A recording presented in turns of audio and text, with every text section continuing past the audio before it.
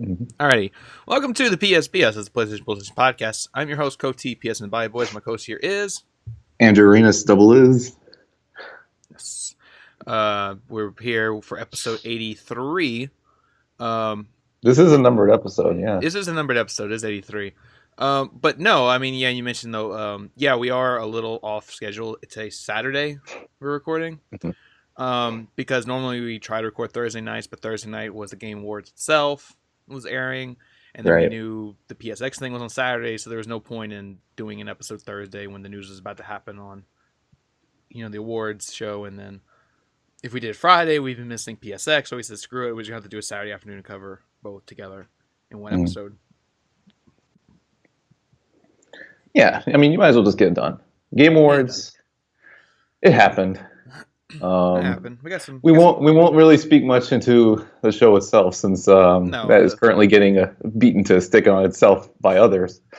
No, I mean, it's we not. have loads to talk about today. We have loads and loads. Yeah, because I mean, the awards is not what's important. What's important is just the showcase of like, here's some new game stuff. Yeah, but it was just a shame that, well, this is its third year of like deriving from, well, Yeah, I think it's his third year as its own standalone thing.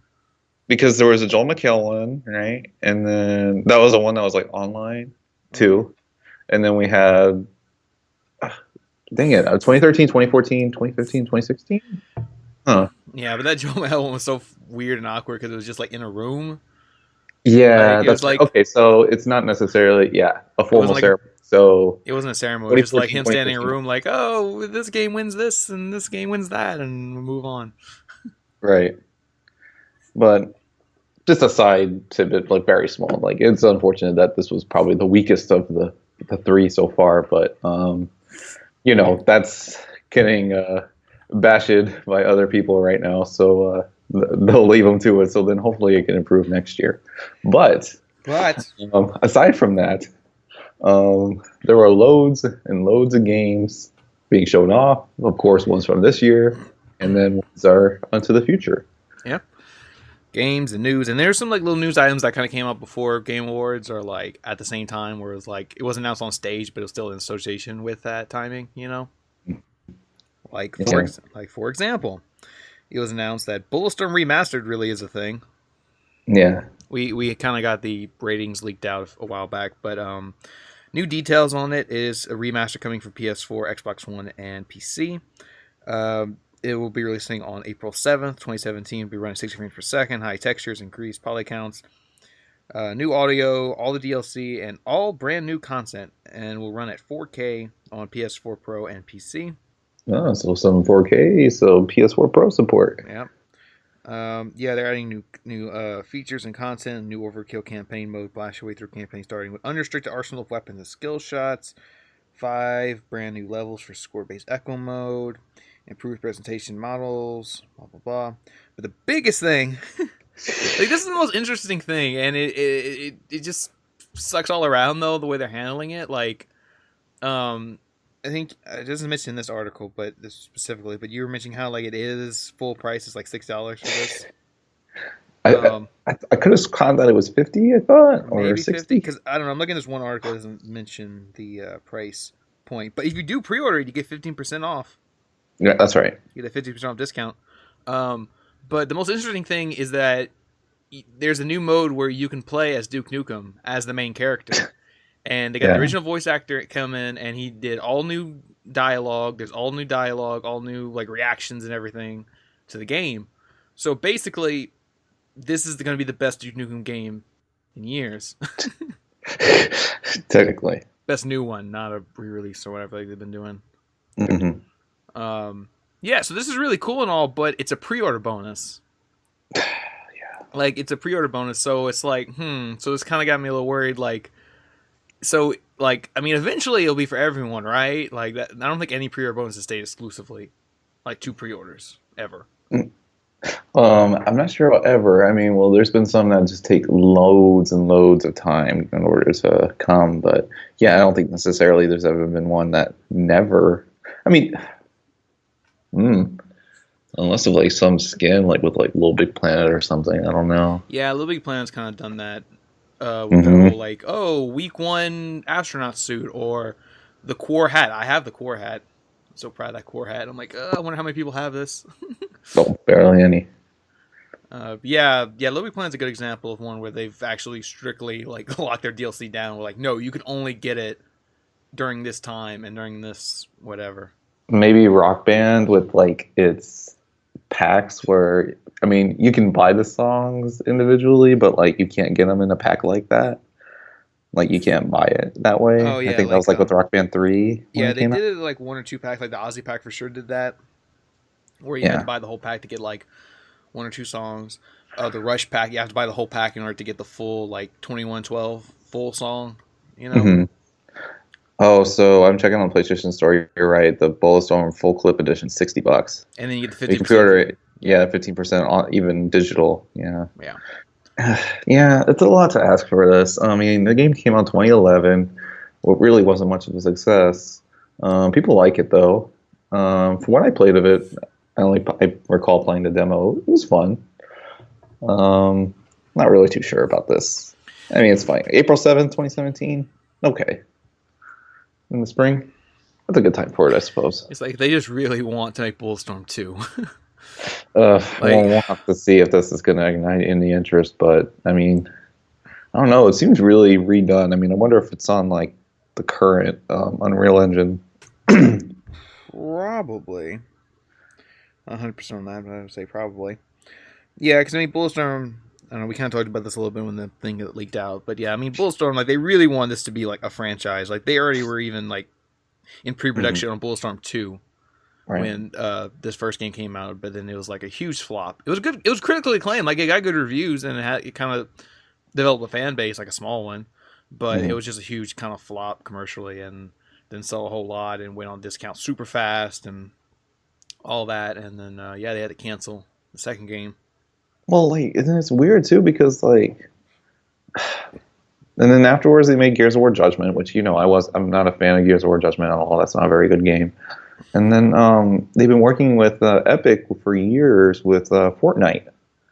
Yeah, that game is still not out or out, and its last like conference appearance was at WWDC with Apple, just showcasing graphics technology on the Macs or something, some ridiculous thing like that.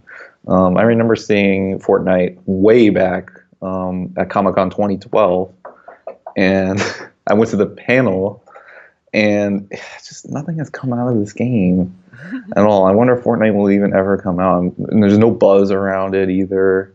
I believe it. I don't think it's a free-to-play game. I don't know. So much of it has been back and forth with it. So yeah, last year was its last formal appearance was WWDC 2015, and just nothing. I mean, it's aiming for 2017, but nothing else I see about this. But I'm not really sure where people can fly with go with this. I mean, they're not even really making this remaster, right? Someone else is, from what I've seen. But I don't know about Bulletstorm. We'll see if it can get off the ground. I mean, Gearbox is publishing this one, right? So, yeah, because Gearbox is the owners of the Duke Nukem IP. We'll see what they go with it. So, probably I'll see if I want to get into this.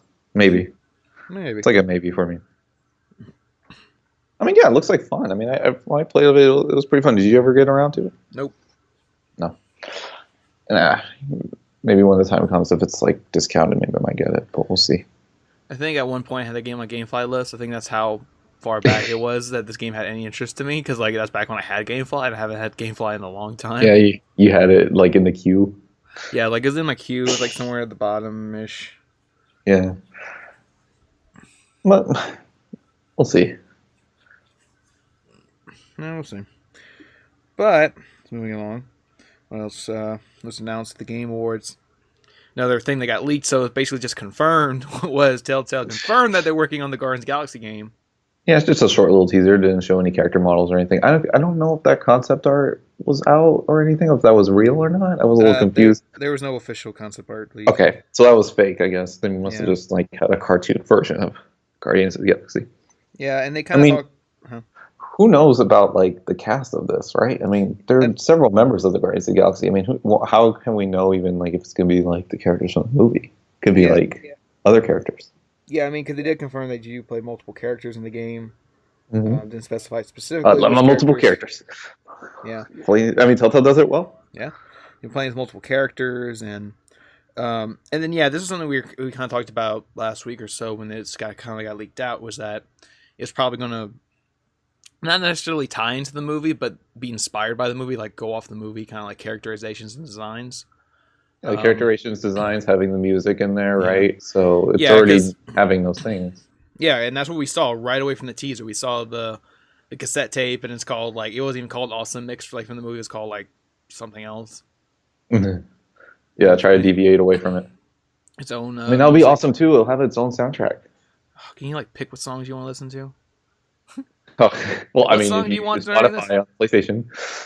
No, I mean like in the story, like be Star-Lord, take out your your tape player, and perhaps, then like, maybe skip through. What yeah, song you have like 3 options, and you press X, square for X, and then triangle, maybe, or just the ellipsis. Nothing.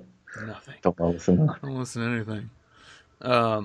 Yeah, that'd be cool. Yeah, but I mean, this is interesting, and I mean, it's kind of weird now that we're kind of like I said, we talked about this a little bit already, but like that synergy of like shifting, Marvel trying to shift more to their movie versions of them, because like. Oh. Yeah, it's spread across everything. Yeah, the comics and all that. Yeah. Yeah, despite Guardians of the Galaxy being a very good movie, it did really kind of deviate from what the comics were. Exactly. Yeah. And then now the comics are trying to like, they're actually Marvel. The comic studio is shifting the comics to now reflect more of the movie. Where like as they have with like everything. Yeah, like Star-Lord's now wearing the exact same suit he does in the movies, and the characters are acting a bit more like they do in the movies, and they're just trying to shift it to where it's kind of all matches up. The comics are trying to match the movies, and the movies trying to match the comics. But I hate to jump ship, but like, with even like how the designs, I look forward to seeing how the designs of the Marvel characters will be in Marvel vs. Capcom Infinite. Yes, we're talk about that in a minute. Or wait, was it Infinity or Infinite? Whoops. Just Infinite. Okay, yeah, Infinite. Sorry, Bioshock Infinite and all this, so much Infinity. But yeah, we're gonna. So yeah, I'm looking forward to see how those designs look. I mean, I don't know if Captain Marvel really look like Brie Larson, but oh no, they're not. Marvel's not going to let the movie version be, debut in a video game. That would be so cool. I mean, the same thing happened in Marvel vs. Capcom 3. Rock Raccoon was in it a few years before the movie, and he didn't look like he did in the movie. It looked like the comic book one. Of course not. I mean, that's what I'm saying. They're not going to debut. Realistic. But that's what I mean, though. They're not going to debut the movie design in a video game like 2 years before the movie actually comes out. Yeah, I know. This is I mean, I wonder for the other Marvel characters then. But we'll talk a little bit more about that game in a minute. I know. I just want to kind of keep it. Dude, they're with freaking this Telltale, Spider-Man, and Marvel vs. Capcom. Dude, Disney. I mean, Marvel's now no longer under Activision's throne. Spanning outward. Exactly. This is how it should be, and I'm very excited, dude. These 3 games will show what's up, how you should do it. I don't know. Does Capcom know what's up anymore? Well, I mean, I think 2017 will bode a good year for Capcom. They know that they messed up with Street Fighter V. A lot of goodwill is pretty much gone, especially with what Capcom has done. But I mean, it is one of those things with Street Fighter V that with the updates, it has been getting better. But still a lot of people are a little sour on it. But I don't know. I think Marvel vs. Capcom looks cool, but I know we'll talk about that later. Mm-hmm. Let's see. You got me talking about Capcom. Telltale. Well, I mean, they have Resident Evil Biohazard, right? So, I mean, they're coming back. Yeah, because people like in the chat and Twitch were like, Capcom, wow, they're really coming back. They're trying, man. If only we had like Sega and Konami to come back. Oh wait, not Konami. Konami is never coming back ever. No, I mean they dug themselves in a hole that's like deeper than anything in this earth. Other than Pez or Pez whatever, the Pez game. Yeah. Other than that, Konami's kind of done now. Yeah, there's no way. I mean, well, Capcom has, a chance. I have a chance. But anyway, I'm just trying to get on to the news. Some other things. Telltale also unveiled the kind of trailer first look thing at Walking Dead season 3. Ah, I'll have to admit, I mean, other than like the ending with Clementine there that I did catch, I kind of avoided it. Like I mean, I only watched bits and pieces of it I because don't you know want to what? say it. I don't need to see it. Yeah, I mean, Exactly. it comes out this month. Yeah, I don't need So to see it. here's something it was kind of weird how they kind of described. They said that it's 2 parts apparently, episode 1, but it's still 2 episodes. Well, the funny thing was I was watching Greg's live stream of it, and then he was. They were so confused. They called one of the guys from Telltale. I think it was like one of the marketing guys from Telltale. He was just basically saying like he gave the example of like Mr. Robot of like, oh, it's a 2-part season premiere, but it's just like the first 2 episodes. They like to say, oh, it's like the 2-parter season premiere, but it's still the first 2 episodes. But that's what I mean though. Like, does that mean so that means after this there's gonna be 3 more episodes, or there'll be 4 more episodes? No, 3 more. 3 more episodes. Okay. This is the first 2. All right. So that's what I was confused on. If like they just meant like episode 1 is because sometimes they'll do that where like, well, I mean, some TV shows do that where like you mentioned Mr. Robot, where it's like 2 hours, but like it's really just the first 2 episodes. Yeah, I mean, well, yeah, that's part 1, and then but some shows do like a 2-hour episode where it's 2 hours of one story, and that still counts as just one episode, you know. And yeah, Agents of S.H.I.E.L.D. season 2 or 3. No, it was Agents of S.H.I.E.L.D. season 2 that did like a 2-parter episode, but it was still 2 episodes, I think. Yeah, it was still 2 episodes. Like it was directed by 2 different people, and whatever, and it was just 2 episodes that they just played back to back in one night, you know. Yeah, it's confusing. They should have just said that it's just the first 2 episodes, but it's whatever. Because I was a little concerned at first. I was like, wait, do I have to pay 2 for the price of 2 episodes for technically one thing? But nah. Yeah, boys, they got around $10 on December 20th if you want to play the first 2 episodes. Yeah, well, hell yeah, I want to play the first 2. I gotta get my Plus back because I uploaded my save from the first 2 games on the cloud, and I might need to reinstall them again just to see what choices I made in those particular ones, because I played season 1 and 2 like 4 or 5 times. Yeah, so. I started season 1 on PS4 to get the platinum, and I got to like episode 2 and stopped and never went back. And then what is this road for you now? Are you gonna go replay? I don't know. Like, I still want to finish season 1 just so I can get that platinum. Season 2, I did redeem it when it was free on Plus, but I never downloaded or played it.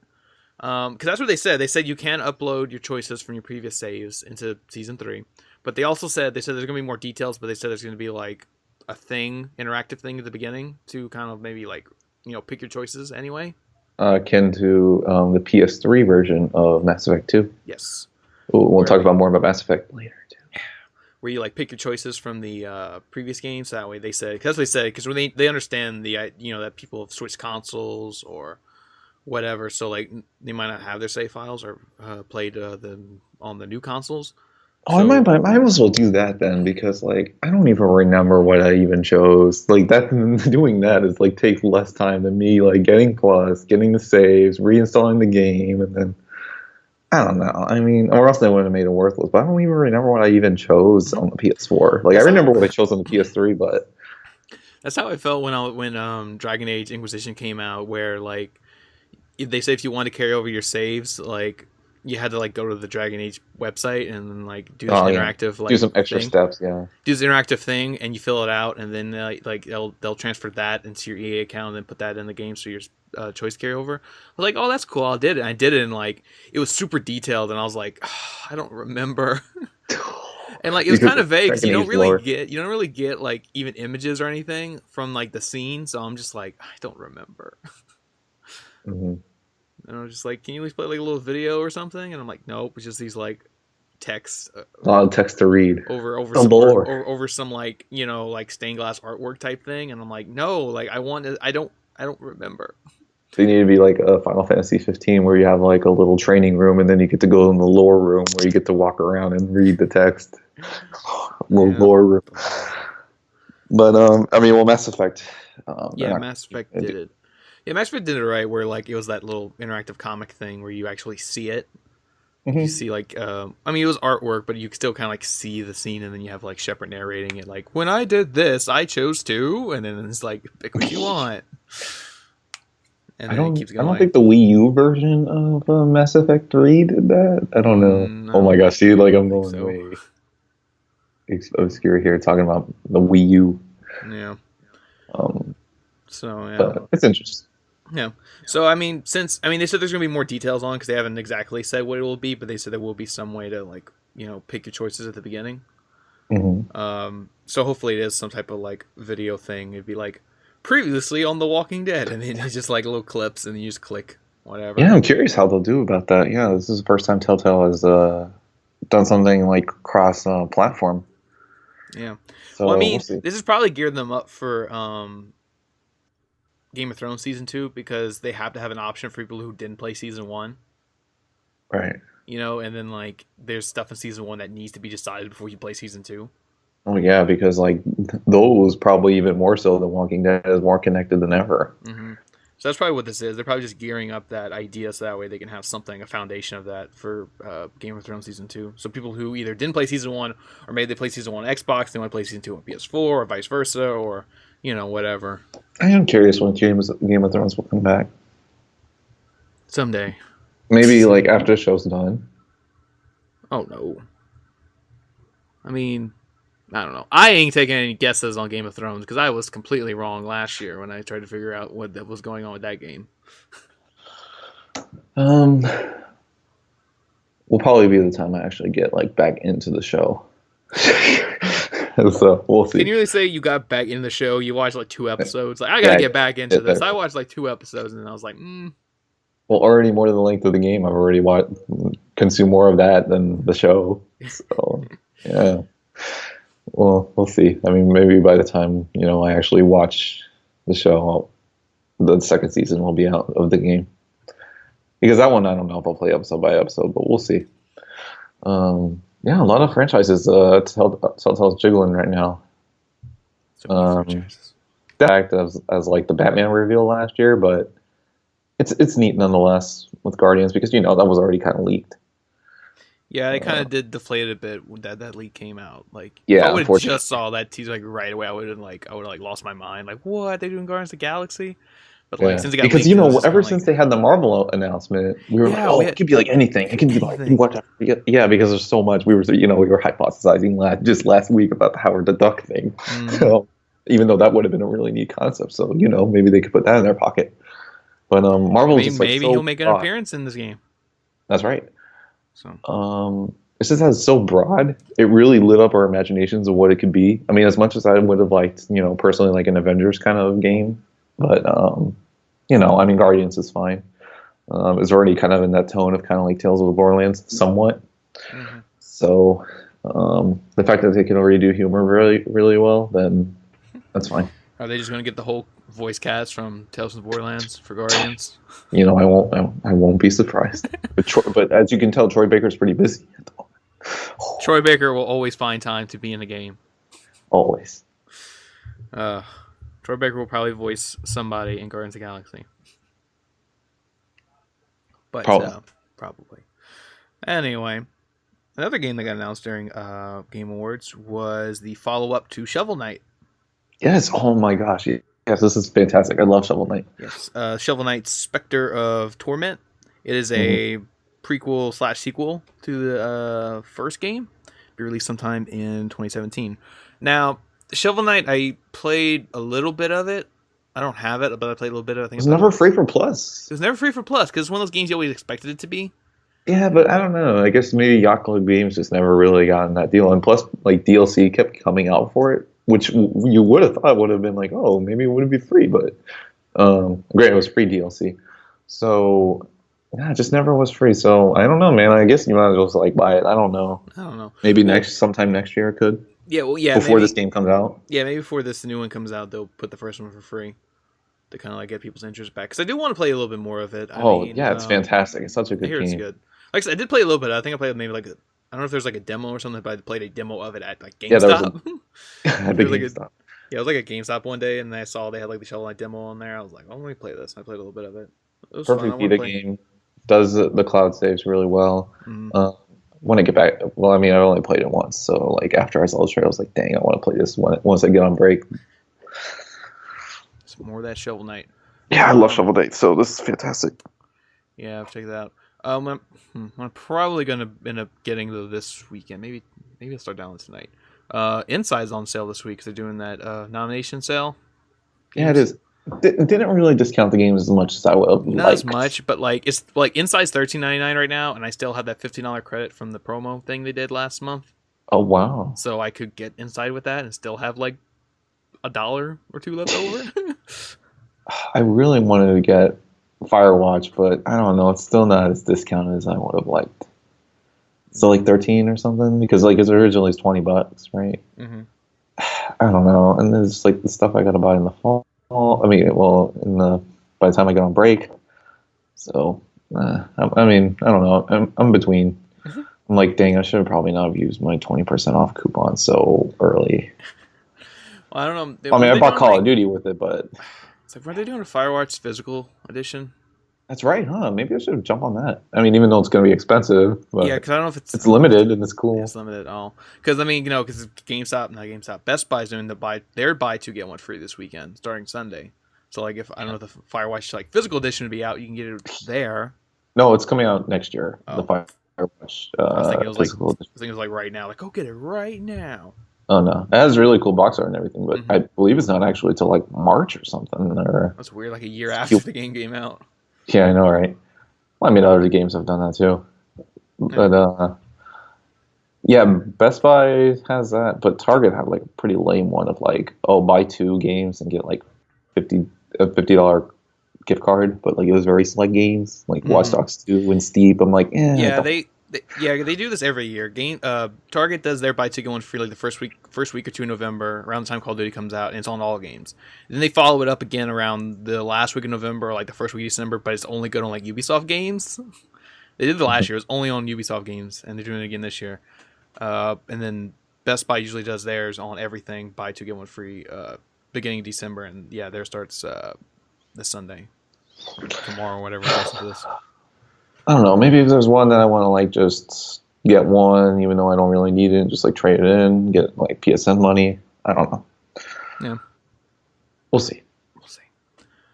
But yeah, let's see. The other big thing of PlayStation, not PlayStation Experience. We're not there yet. Game Awards. Mm-hmm. The kind of like big moment of the show, the one that we didn't fully expect to see, and it happened. Yeah, was that we got a new trailer for Stranding. Is Death Strand? Even though this was like the first thing of the show here, of that show. Yeah. Well, not really. They were debuting like Zelda stuff and all that before the show even started, and then they had more Zelda stuff afterwards. Playing on a Wii U. Death Stranding, man. Oh man, it looks very intriguing and very cool, but it's so far away. It's so far away. Oh boy. It was interesting to note that Jeff Keighley, he did note that this is running on a PS4 Pro. Mm-hmm. So that was interesting. 4K, right? I mean, yeah, 4K. Looks incredible. I mean, goodness, if you thought Metal Gear Solid 5 looked really good, I mean, this looks pretty good as well. I mean, or arguably even better. So, I mean, even though it's not really a settled engine yet, right? Even still. Yeah, I mean, it's not the Fox engine. No, it's not. It's deriving from that. I mean, I don't even know. If they got any assets from that, but Kojima was out there in his long search. In case you haven't heard, or anyone hasn't heard, or if you follow his Twitter page, his long journey of searching for new technology. VR is a new technology. Yeah, exactly, right? No, he was searching for newer technology. Technology doesn't exist yet. He was with all sorts of game studios, film directors, film producers, actors, actresses, and he was just all over the world searching for this new technology. But it's just like this is gonna make a great documentary. Like when this game comes out, like just make a whole documentary on on his journey to like just come up with this, like Oh yeah, dude. Yeah, I would love to see like something like that, like the indie game.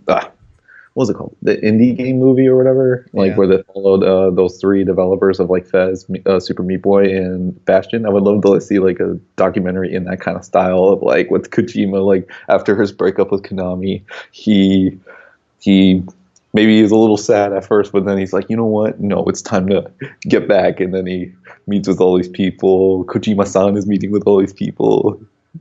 I think that would be really cool. But it's gonna be episode of Ride with Norman Reedus.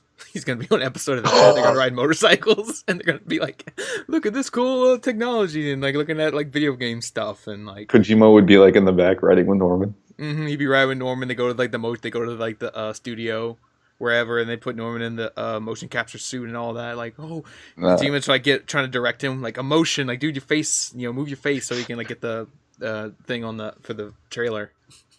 And then on the side there on the road, you have like in like a really nice old car, you have Mads Mikkelsen and then Guillermo del Toro. They're all there too. They get in their suits. And one of them's got like a baby doll. It's ridiculous, man. But I mean, I really like it. I'm super intrigued about this game. It's open world action. I mean, I think the genre is really getting lost on people what this necessarily is. But like right now, we know it's an open world action game. Action game. So it's not a horror game. It's not like a stealth game. Supposedly, we know it's an action open world game, which is very interesting. And the Wikipedia page and like the main game page lists like it has multiplayer, but we don't know about that. Yeah, multiplayer's rumored for this, and I mean, we've seen like the shot in the trailer thing. We see like multiple soldiers kind of like branching off, like kind of like to me gave me that like co-op kind of sense. Oh gosh, please don't. Yeah, I mean, I don't know. You don't know if you want co-op in this or not. Perhaps. I don't know. Wait, hey, pause. All right. Maybe a little cut there, but yeah, we're talking about Death Stranding, and there actually has been an update since our little we had a little cut just since now. I left. Yeah, since you left, we had a little cut here. So there's some benefit to this. Yeah, it's been confirmed that the Death Stranding actually runs on the same engine as Horizon Zero Dawn. Oh wow. Okay, so like on. So basically, Guerrilla's engine. Yes, Guerrilla's engine they're using for Horizon Zero Dawn. Kojima just did an interview where he was saying how the engine works really well for open world games. Oh yeah, I mean, the evidence right there from Horizon Zero Dawn and seeing how well it runs, then how run it wells. Run it wells. My words got mixed up there. No, I mean, this is already, oh my gosh, that's fantastic. I mean, they altered this engine greatly for Horizon Zero Dawn. Still is on the same engine as the Kills on Shadowfall engine, but they had to alter it for this game and of course update it. Mm-hmm. That's fantastic. I mean, that's fine. I mean, come on. I mean, as great as it is that Guerrilla Games just has this engine, it's great that they're sharing it. Mm-hmm. And then again, I mean, Death Stranding is exclusive. Mm-hmm. So, still proprietary. At least the PlayStation exclusives. Yep. But does that mean... Well, I mean, Horizon Zero Dawn is very close to release. So Death Stranding, of course, will run an even more updated version of that engine. So... And it's already kind of confirmed that Horizon Zero Dawn doesn't necessarily run natively 4K. Well, I don't think any game necessarily runs native 4K, no matter how much they try to say it does or kind of does. Yeah, there's all sorts of trickery that they do to upscale it to it. So I don't know, but still incredible nonetheless. I mean, the game looks fan-freaking-tastic. I mean, if the character models are any indication, I mean, they even look better than what we even see in Horizon. So that's awesome. Mm-hmm. The facial scanning.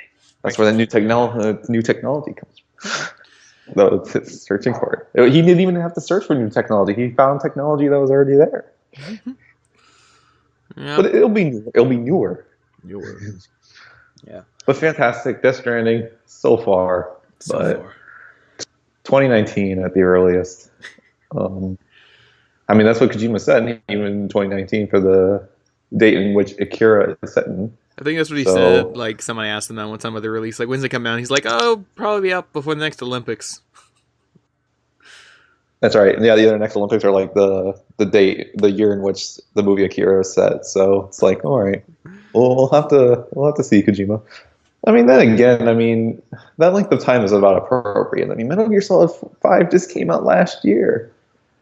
Granted, that one was a long time coming too, and with all the Kojima stuff, and then Konami, and I mean, that seems about appropriate. But then again, it's still way so early that they announced this game. But at least it's great that they have an engine set. At least they have that, because as great as it maybe would have been to see a proprietary engine that he would have built himself, that would have taken years.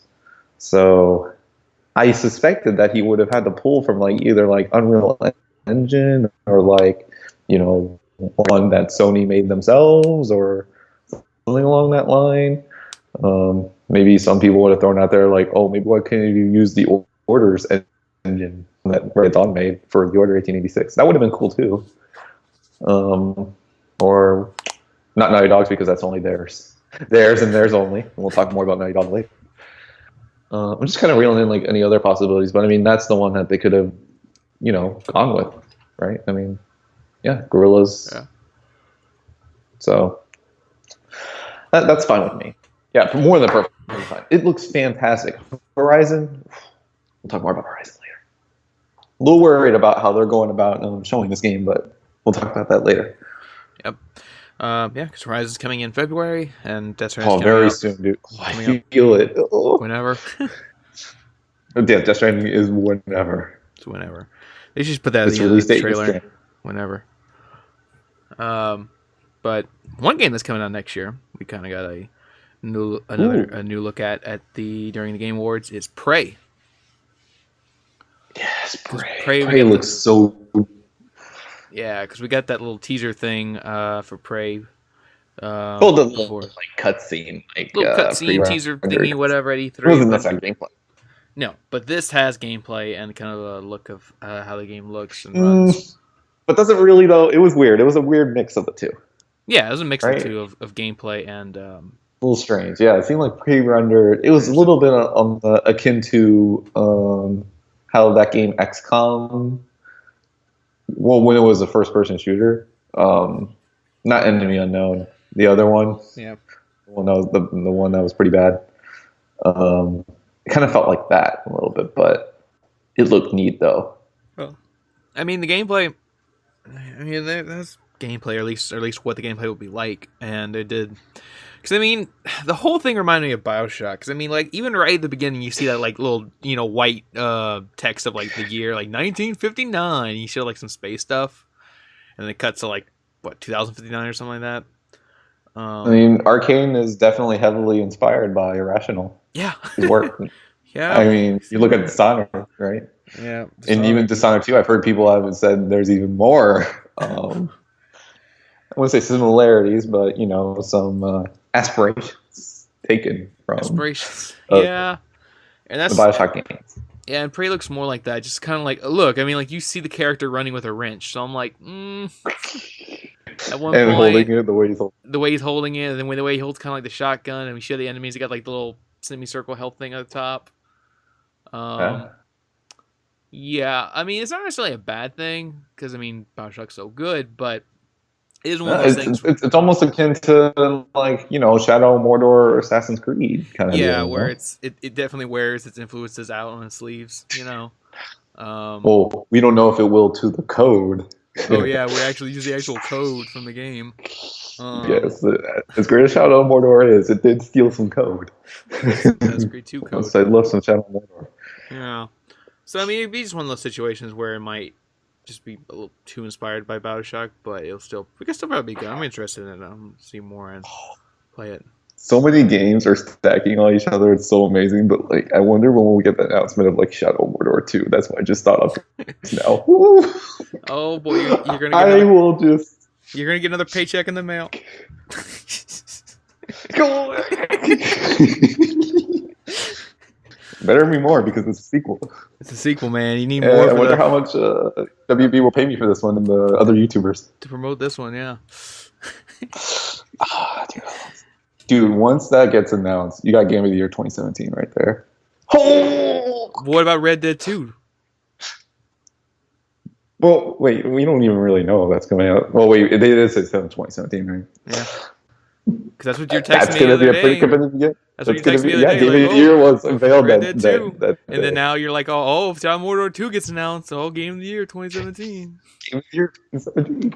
I mean, it was my Game of the Year 2014. So that's 2017 is going to be a competitive year.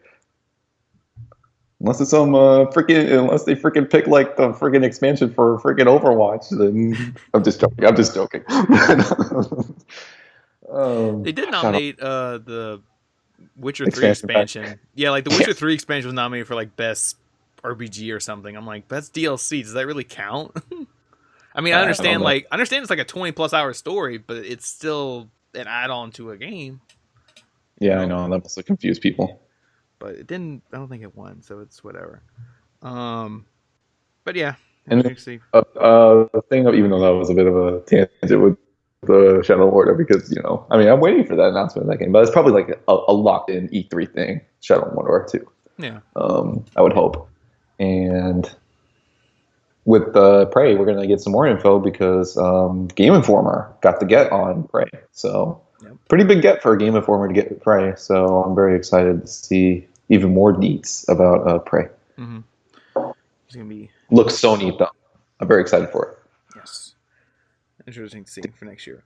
And then finally we get to the big thing that the whole show was hyping up and saving for the end, and we finally got to see it. Oh yeah, they were saving Mass Effect. Was Mass Effect Andromeda. Finally got gameplay and new information and all that. Yeah, we got. Oh, I hate to say this, but I mean, GTA kind of had the same style trailer too when the first initial gameplay of GTA 5 came out. But we had the GTA 5 style kind of trailer where we had the voiceover explaining, not really necessarily differences from the first trilogy, but like really kind of exemplifying this is Mass Effect Andromeda. You can shoot. This is Mass Effect Andromeda. You can scan. You can shoot. You can talk. You can craft items. You can steal things. You can do different dialogue options. And I'm like, that's cool and all, but yeah, I mean, it was like it was akin to the first gameplay trailer of GTA 5. I mean, it's another returning franchise that's been dormant for a while, and we kind of want to get like as much as I would have liked to see just like a regular trailer where music and all of that, but I guess we did kind of need things explained to us a bit, Yeah, well, I mean, it is hard to kind of do a cohesive trailer that still shows you all the elements of new gameplay. Mm-hmm. To kind of like cohere to show it all, and then like not even detail and kind of explain it, So it's just kind of like a necessary thing with this, And I mean, it just looks so good. It does look very good graphically. Well, the character models maybe aside, but I mean, that was always Mass Effect's kind of kink, anyways. With its character models not always like looking the best, but. With it running on Frostbite, you can definitely tell, like, with the combat, it's definitely much smoother than the past games. Much more moment to moment. You could really just choose how you go about it, which is so cool because Mass Effect, you had in the original trilogy, you had choices of how to go about things, but it all depended on like what your character class was that you decided to choose. But with this one, it seems to me like, yeah, of course that'll also be a factor, but you can go like from like the top of like somewhere and like go to the bottom. You can like there's more verticality than there has been in the past 3 games, and that's what got me very excited. Yeah, you can jump. There's definitely more. Yeah, you could. Oh yeah, you can finally jump. The vehicles look really cool. It looks fun to drive. So that's a plus. Yeah. Dialogue options are there, of course. BioWare fashion. Definitely the areas in which you were walking around in, kind of like how you did in the original trilogy, look more lively. There's brings more of life, not just static character models. They kind of just like talk to one another. They're like these characters are moving. Mm-hmm. It feels more lively. Yeah. So that's exciting. But yeah, it's looking so good. I mean, and like I said, we're seeing more kind of things. Like there's a scanning thing. You can like it looks like you can do like the Batman thing. Like what happened? Here, the crime scene. You like put together. Yeah, that lends itself to some interesting side quests there or something. You know, just solving some mysteries or something like that. You get to be a little detective. Yeah. That's cool. Do that. Then there's crafting. You can build your armor using resources and stuff you find, and there's all that. So it looks really, really good. Really excited for this game. I mean, this is my early pick for Game of the Year 2017. Oh, since you're already throwing out comes winners. out 2017. It's coming out 2017. yeah. Now, I don't know if it's coming out spring 2017, but I'm pretty sure this game's coming out 2017. Well, they still have. Yeah, this is the thing. They still haven't locked in the date yet, which is a little concerning to me because you have the guy get up there giving his little monologue before the trailer came out. And he's just like, this long, grueling journey of making this game. I'm like, yeah, it must have been because I can definitely tell things weren't coming together for this game or however it was going. I mean, I wouldn't say it was as far as like the Santa Monica drama that kind of went on with the canceled game, but like. I think something, internally was very wrong with it, and things had to be reshaped with it. I don't think anything was wrong. It was just what happened was everybody just kept saying, ever since Mass Effect 3 was done, everybody was like, well, where's Mass Effect 4? And it was just kind of like, well, we're not doing that right now. And then once they did kind of start, it was just like, okay, what do we on acquisition, right? Yeah. But even that's still a very long time. So I just hope that everything comes together for this game. It needs. Even though it's not the classic BioWare team that we all know and love from the original games, a lot of those people are still there. But this is the start of a new trilogy that we supposedly think for this, and needs to knock it out of the park the first time go. Yeah. So prayers. I just hope, I have like a hint of worry still, but I mean from the gameplay that we did see though, it does look very. Man. Yeah, it is BioWare, but. I mean, now with this gameplay trailer, we don't really necessarily need to say anymore that they're keeping it too close. Which, I mean, they do need to keep it close because, you don't want to spoil the story, which, Horizon Zero Dawn seems to be doing now. We'll talk about Horizon later. But I just think with this game, just under its new direction, I just hope that it comes together. BioWare is one of the great top-tier developers that are in the industry today. And I just don't want to make a bad game. I don't want to make a bad game. I want this to be a series that comes to this generation of platforms and is even better than the original trilogy. That's going to be a little hard to top. But I want this to be better than 1, 2, and 3. So we'll see. I mean, what else did they unveil? That there's still the companion missions. Mm-hmm. So that's fantastic. And, I want my characters that are, that will grow to be iconic, even though that takes time, I want memorable characters just as we did in the original trilogy. It's a lot of things that got to come together for this to be, not just an iterative franchise for Mass Effect, I want it to be something that even moves things even forward, just like the first game. That's asking a lot, though, but we'll see. Because it's Andromeda. It's a whole other galaxy. But thus we still have the same species of like aliens from the other galaxy. Well, I mean, so far. Like, okay. So far. But I mean, they've already stated, right, that not all the species are coming back. Yeah. What about oh gosh, I'm going to get it so wrong. Solarians, right? Or yeah. Whatever which was. Yeah, the Solarian. I hope we get those back. And that guy that reads all the text lore there too. He was very good. The Solarians are cold-blooded amphibians. I mean, yeah, didn't you ever like pause Mass Effect for like 20 or 30 minutes and just like have the guy read all the codex text to you? That's what I did. Mm. But this is what I mean, man. 2017 Game of the Year is going to be pretty competitive, but we'll see if Shadow Mordor takes the king. A game that we don't even know if it exists yet, and you're still betting on it. We do know. I mean, it's basically been like not confirmed. It's like the voice actor leak thing. We know it's a thing, dude. Shadow of Mordor was very successful, but multiple Game of the Year awards, sold millions of copies. I know, but I'm just saying, Was this well is liked by a game that we don't know anything about, and you're calling it Game of the Year, and I'm called Mass Effect Game of the Year, and you're analyzing every little thing about it. Well, it's just we know what Shadow of Mordor 2 is going to be. We still don't know about Andromeda. It's going to be we got Assassin's Creed 3. a good idea of it. Oh, we'll see about that with Shadow of Mordor 2. But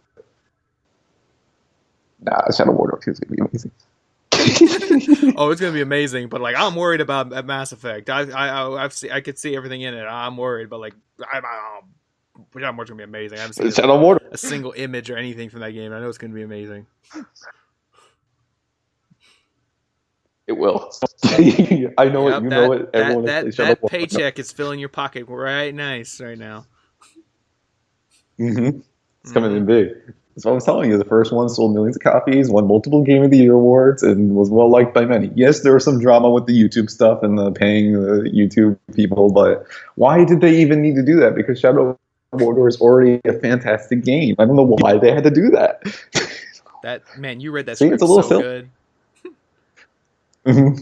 Yeah, no, it was from the email. They wanted to tell me how to exactly say it. That's why I had to mention that it won multiple Game of the Year awards and sold millions of copies. Memorize that script. My affection for Shadow of Mordor runs deep because it's one of the best games on this platform. Oh boy. Anyway, so yeah, Mass Effect looks awesome. Can't wait to play it. Yes, it does. I still have some reserves concern. Oh boy. Anyway, so yeah, that's most of the highlights from the Game Awards. Now we can move on to the PlayStation Experience, which was this morning. Fantastic. Fantastic thing. So much. It opened with what we were expecting to see, the Uncharted single-player DLC. Yes, because they already have their multiplayer stuff out of the way. Now we get the single-player. Yeah, it'll be called Uncharted: The Lost Legacy.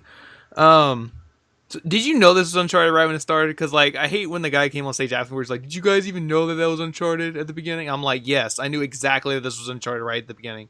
That's what Sean Layden was saying afterwards? Like, after the thing, after it finished playing... I don't remember him saying that. He came on stage and was like, oh, did you guys, know that was Uncharted from the beginning? Or something like that? Like, how many of you guys knew that was Uncharted from the beginning? Or something like that. Oh, yeah. I knew that was Uncharted right from the beginning because of the music. Like, I was able to identify the music. Like, that sounds like some Uncharted music. Yeah, what did we think it was? What did, make us think it was, freaking, Siphon Filter? or no, we're gonna open the show with Shadow of the Tomb Raider. Shadow of the Tomb Raider, which we know is a thing. Yeah, that. Tomb Raider, the developers saying how sorry they were, about the whole Microsoft thing. So we're gonna announce the third game at the Sony event. Wow. And then it's also a platform exclusive. No. PS4. Bringing it back home. But yeah, no, I knew this was Uncharted because the music sounded familiar. I'm like, this is Uncharted, and I saw the girl. I'm like, oh, that's probably Chloe. And it was Chloe. I was like, all right, there you go. Her little scarf definitely looked like a Journey. Journey, yeah. Journey 2? Whoa, Journey is really taking an interesting turn. Good on you, that game company. Okay. Yes. This is going to be a dumb question, but I'm going to have to ask it because I don't remember. Oh, ask it to me? Okay. Oh, yeah. I paid deep attention to the PlayStation conference, even though I was watching most of it. I don't remember. Was Chloe in Uncharted 4? No. No? Okay, that's what I thought. She wasn't physically in there. She was mentioned, in the attic when Drake was saw maybe something that reminded him of Chloe, and he was all like, another life, I guess. Because he's a married man. Yeah. So no, physically Chloe was not in Uncharted 4. She might have been in a multiplayer skin or something, but no, Chloe's not physically in Uncharted 4 whatsoever. She was in 3. Yeah, she was in 3 and 2. Not physically in 4. Yeah, okay. That's what I was trying to be sure. Because they did put out some more details about what the story is. Because that's what I was wondering. Because they showed Nadine during the thing too, and I was wait, Nadine and Chloe are hanging out. Like, wait, where does this take place in the timeline? Because I thought if this was like before Uncharted 4, then that would kind of make sense why Chloe's not in the game, because they didn't want to probably do that whole like story beat of like Nadine and Chloe knowing each other. And oh my gosh, now I'm going to ask you a dumb question. But I forgot the story. Oops, which don't spoil Uncharted 4. Nadine didn't die. No, because they update because they did put out more info. This takes place after Uncharted 4. Holy shit! Really? Yeah. Well. Wow. Yeah. After Uncharted 4. Well, I mean that's a little difficult to say because which of Uncharted 4 are we talking about? Like the main story. Not the after epilogue. Yeah, not after that. I mean, people have played it, but not after that. No, because else Chloe would have been much older. We're gonna say the main story of Uncharted 4. That they said that takes place in the main story, and it will be you play as Chloe, and she goes on an adventure looking for this treasure, India, and she works with Nadine. Now, since Chloe wasn't in, so here's what I was picturing as I was reading this. Here's what I was picturing. So I'm like, is it gonna be like so you're gonna see Chloe like hanging out with Nadine, they're gonna talk, and like is she gonna like talk about Uncharted 4 and be like, oh yeah, she's gonna have to mention like, oh, you know Drake, oh I know Drake, oh it's, like it just reminds me of like the Netflix shows, the Marvel Netflix shows, where like I know a guy, I know this guy, like how they like casually keep mentioning the other characters. Yeah, I mean, but you don't see them. That would have to come up. I mean, she would have to explain why she's like not with Flynn or whatever. Oh wait, did I say Flynn? Damn it. Because I was thinking of Chloe. Who was she with? Nadine. Goodness, why did I forget the villain of Uncharted 4's name? What was the villain of Uncharted 4's name? Do you remember his name? I don't know. Like God. He was a very memorable villain, but like I forgot what his name was. Rafe, yeah. Rafe. That's a very different name. That's I kind of forgot it. So yeah, she would have to mention the fact that like why she's not with Rafe and like what went down with Drake and his brother and all that, and then Chloe would have to be like, huh, and that's it. I didn't get invited to that. No, she didn't.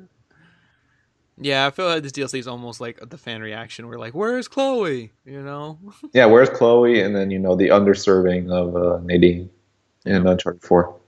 Yeah, I do like that that this story DLC is going in. We kind of talked about this already, but it is going in a different like direction. It didn't go in the obvious direction. Yeah, like we thought. I mean, yeah, because people thought of it would be with Drake's brother and yada yada yada. But as we know, Troy Baker is busy with something else. We'll talk about later. But this is the route that is more interesting in my opinion, and it's also an interesting fact that this is the second DLC that Naughty Dog has made, and now both of them feature the female characters of the games. Because we had Ellie and Riley from Left Behind, and now we have Chloe and Nadine in the Uncharted 4 DLC. So that's a little interesting fact. So will Nadine and Chloe kiss? I don't know. I was wondering if you were going to say that. Now kiss. Have your time. I want. It's gonna get exactly like Left Behind in every way. Mm-hmm, exactly. Pick all the words and everything. Sure.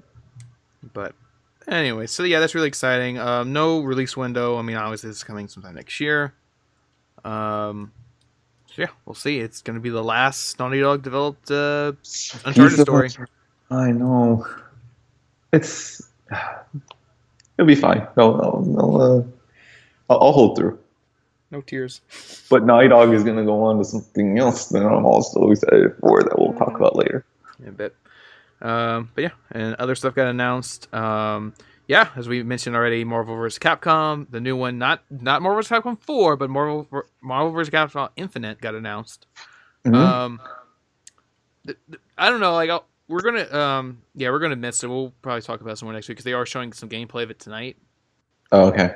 So probably get some more info because like when I first heard the title, my brain instantly jumped to like free to play game because it's not called Marvel vs. Capcom 4. Yeah. Like Mortal Kombat Infinite, like, oh, is this some like free to play model shit? You know? No. Oh my god, no. Let's make it a full game, price it, and just have it come out. Because I don't know, because Infinite and no number just sounds kind of like tacky. Like, this might be some new platform thing. I don't know. Got me worried, but we'll see. They showed the little teaser trailer thing. We got to see Mega Man and Ryu and Iron Man and Captain Marvel show up. Ryu, just kidding. Ryu, whatever. I don't play Street Fighter.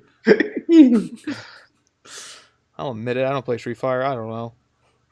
But yeah, so far, because that was the other rumor, was that they're only going to feature MCU characters in the game, and so far we've only seen 2 MCU characters in the teaser. So yeah, we got Iron Man and Captain Marvel. So we're gonna see. Tonight they're gonna show demos, so we'll see if more characters get shown off. To see if more MCU characters are there. And also, interestingly enough, they announced that Ultimate Marvel Capcom 3 is now on PS4 to download today. So it's interesting that it's up on a digital front when the PS Vita version is not there. Yeah, the Vita and the PS3 version. Wow! Yeah, all the versions of it got delisted. Like even like Marvel Capcom 2, like the re-release one they did on PSN was all of it was delisted. Yeah, I have a friend that's like hardcore into Marvel vs. Capcom 2. Mm-hmm. So all of it was delisted. So that's really interesting to see that it's back, or at least on PS4. Also Marvel vs. Capcom. I don't know how much it is because I don't know if it went live yet. So I don't know if they're charging. Oh, maybe I should check on that. Yeah, they're overcharging for that game. I mean, maybe 30 at the most, right? Right. I mean, they didn't make like a big deal of like any type of like if it's any better. It just sounds like it's all just support Capcom on PS4. I mean, as long as it's optimized for it, then that's fine. As long as it's not like broken. I mean, when Street Fighter 4 came over, Ultra, whatever. Yeah. That had some, that had a bit of a rough start before it had to get patched. Mm-hmm. Oh, I see Lara Croft Go on the store, $8. $8. That's an iPhone game. Lara Croft. Yeah. What else we got here? A lot of stuff of like just now. We got a searching simulator for VR. Mm-hmm. How much is that? $20. $20. Oof. Yeah. That's deep. That's deep for me. Oh, steep. Steep.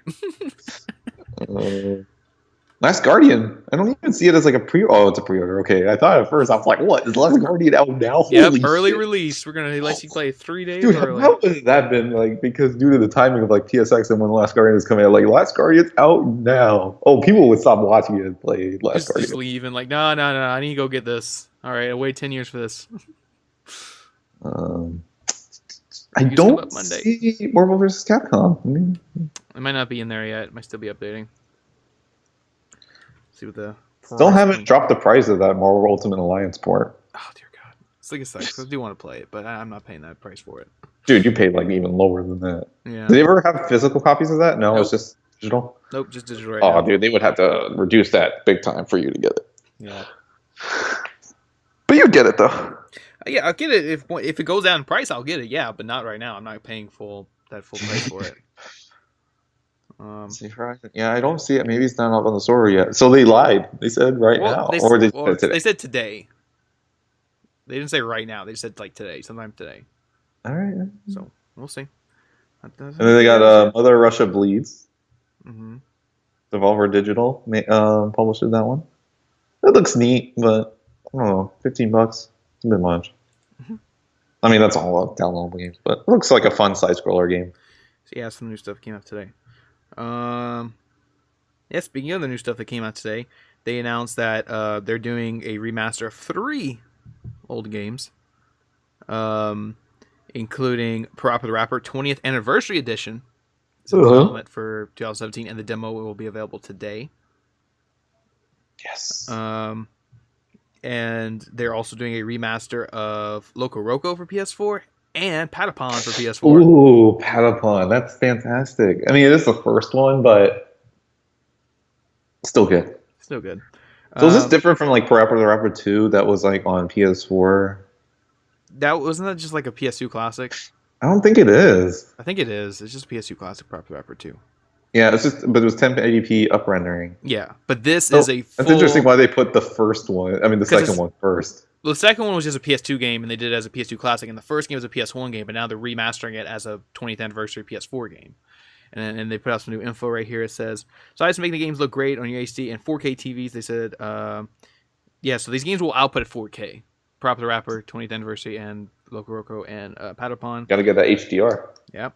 We'll take advantage of the PS4 and DualShock capabilities. For Prop the Rapper Remaster, the DualShock 4 controller provides steady one for each song to help the player feel the beat of the raps that vibrates. Loco Roco takes advantage of features of the DualShock 4, incorporating motion controls to help roll, bounce, tilt Loco through animated worlds. So, it's neat. Did Prop the Rapper 2 have a trophy guy? Did it have a platinum? Oh, I don't know. Maybe. It doesn't. Doesn't? Oh. Probably because it's at lower price point. Unless it's not a Rockstar game, PS2 games don't have platinum. Yeah. Well, Psychonauts has a platinum, and several other RPGs that are on PS2 to PS4 have platinums. Mm-hmm. So yeah, this is neat. I never really actually played Prop the Rapper. No, me neither. Back in the day, so it's kind of like, so I don't know the nostalgia for it, but I played some Loco Roco. That's fun. On the PSP, remember that? Yeah, on the PSP, man. It was fun to play it on PSP Go because you can like play it while you can like close it and still play it because all you need is the bumpers. And that's with every game. No, but like it's kind of funny just to like hold just the screen, like no buttons, because the PSP Go is closed. You just press the bumpers, so it was just like pretty neat. And then Patapon, we talked about it. I am rhythmically impaired apparently, so I can't play Patapon. Or at least not the way you're supposed to, because you can turn the rhythm off where all you have to do is press the buttons, but that's not how you're supposed to play it. Holy shit. Oh, okay. When we get to the other thing, there's a big piece about a certain thing that was just confirmed. Because right now, a big panel's going on. Okay, keep going. Okay, so panels are going on, so yeah. Patapon, maybe we should have done this at the end of the day. Patapon is fantastic. First one's very good. This is so awesome that these games are coming with trophy support, coming on PlayStation 4. Fantastic. Yep. Not just simple ports. They're upscaling it, native 4K. Awesome. Yes. So there you go. Those are your native 4K games right there. There you go. Say. But anyway, another game that's coming to PS4 is Wipeout. When they showed off Wipeout, it says, and this is disappointing though because they said it turns out it's actually not a new Wipeout. It's Wipeout Collection, Omega Collection. It comes with Wipeout HD, 2048, and one more. I forget what the other one's called. It was like I remember it had like red text. I don't even remember. Something like that. But it's the PS3 versions with the DLC and all that. So, yeah, it didn't get me excited, but it's neat that it's coming to PlayStation 4 out because like I don't know. Well, that was the thing. Like when I first saw it, I was like, when they first showed the trailer, I was like, oh yeah, cool, Wipeout's back. Because like it was really weird that it took this long to get a Wipeout game on PS4. Because like Wipeout's been on every PlayStation platform. And they came out usually around the launch window or like the launch year.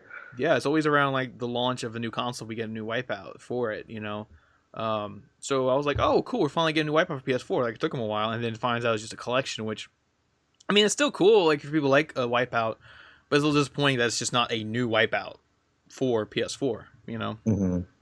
So, because can you imagine what a new Wipeout made for PS4 would look like? Yeah, that's the thing. Yeah, as I was watching the trailer, I was like, wait a minute, this isn't like a new Wipeout because like the graphics on it are not like a leap bound from the last one. Yeah.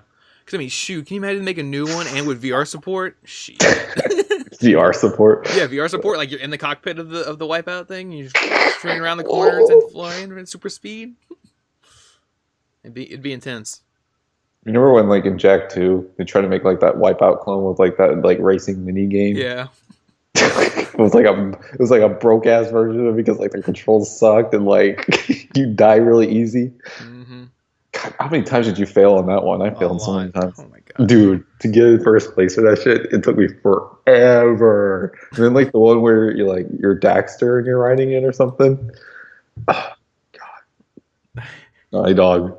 But you made me happy today though. But we'll talk about that later. Anyway. Another collection though that's coming to PS4. We got a update on today was the Crash. Danganronpa? No.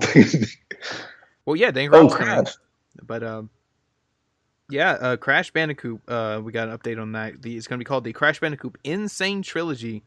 Insane Trilogy. Coming in 2017, the game that's going to remake the first 3 games. Yeah. Dude, the graphics on it look amazing. Mm-hmm. This is what exactly it looks exactly like the way we kind of imagined it would look like, right? Mm-hmm, yeah, that's kind of what I imagined. Kind of more colorful, brighted, but it's the same levels. It's the same levels in games. It just runs on this new kind of engine and look, which looks great. But yeah, this looks really cool. Like I said, I was so excited when they announced this back at E3, and I'm glad that we're finally seeing some gameplay of it. No window. Yeah, it's playable on the show floor. Yeah, it's playable on the show floor. No release window. It just says 2017. Just a year. Sometime in 2017.